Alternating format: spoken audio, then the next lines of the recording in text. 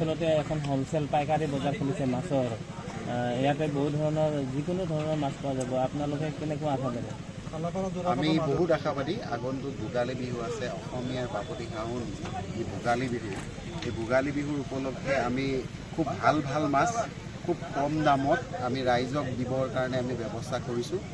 আৰু ডাঙৰ কথা এটা হৈছে যে গুৱাহাটী মহানগৰীখন আমাৰ একদম ওচৰতে আছে। ইয়াতে মাছৰ চাহিদা বহুত আছে, কিন্তু কিছুমান বেপাৰী আছে তেওঁলোকে মানে মাছ কম থকাৰ কাৰণে কিছুমান মানুহে মাছ কিনিব নোৱাৰে। আমি ইয়াত এনেকুৱা ব্যৱস্থা কৰিব খুজিছোঁ যে যিকোনো মানুহক আমি কমতে মাছখিনি খুৱাব বিচাৰিছোঁ, যাতে ৰাইজ উপকৃত হয়। আৰু ইয়াৰ জৰিয়তে আমি সমূহ অসমবাসী ৰাইজক আমি ইয়াতে আমন্ত্ৰণ জনাইছোঁ যাতে তেওঁলোকে তেওঁলোকৰ হেঁপাহৰ মাছ ইয়াৰ পৰা ক্ৰয় কৰে আৰু আগন্তুক ভোগালী বিহুত তেওঁলোকে ধুনীয়াকৈ মাছেৰে যাতে ভালকৈ ভোগ কৰিব পাৰে তাৰ কাৰণে আমি ইয়াতে আয়োজন কৰিছোঁ। সেইকাৰণে সমূহ ৰাইজক আমি নিমন্ত্ৰণ জনাইছোঁ। ক'ৰ পৰা আহিব মাছ? মাছ আচলতে বিভিন্ন জেগাৰ পৰা, মৰিগাঁও, নগাঁও, তাৰপিছত বৰপেটা আৰু আমাৰ ইয়াতে বহুতো জলাশয় আছে, বিল আছে, নদী আছে। নদীসমূহৰ পৰা একদম তাজা লোকেল মাছ আহিব। আমাৰ মানে কি জীয়াই থকা ধৰফৰাই থকা মাছ আহিব। ৰাইজৰ মানে দেখিলে মানে খুব ভাল লাগিব। মানে আমি ভাবিছোঁ যে আমাৰ মাছৰ বজাৰটোৱে গোটেই গুৱাহাটী মহানগৰীৰ চাহিদা পূৰণ কৰিব পাৰিব। ডাঙৰ কথা হৈছে কি অন্যান্য মাছৰ বজাৰতকৈ আমাৰ মাছৰ বজাৰত অকণমান কম মূল্যতে মানুহবিলাকে মানে আমাৰ ভোক্তাসকলে ইয়াতে মাছ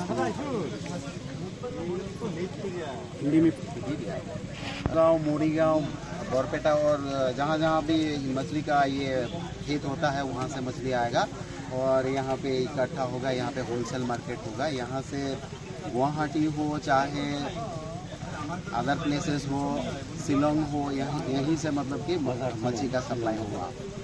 क्या क्या मछली आएगा?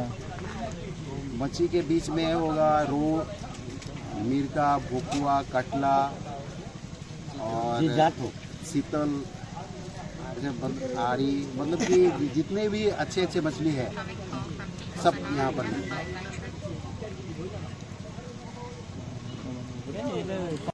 আৰু আহি আছে লগতে অসমৰ বাপতি সাহোন মাঘ বিহু। সেই উপলক্ষে আপোনালোকে কেনেকুৱা মাঘ বিহুত ধৰক শীতল, কাটলা, ৰৌ যি ডাঙৰ মাছ আছে বিলৰ পৰা আহিব, ফিচাৰীৰ পৰা আহিব, নদীৰ পৰা আহিব, মানে হোলচেল মাৰ্কেট হোলচেল মাছ আহিব, ডাঙৰ মাছ আহিব। আৰু নেক্সট আপোনাৰ সৰু মাছো থাকিব, মানে মাছ ইত্যাদি যিকোনো মাছ পাব ইয়াত হোলচেল ৰেটত পাই যাব।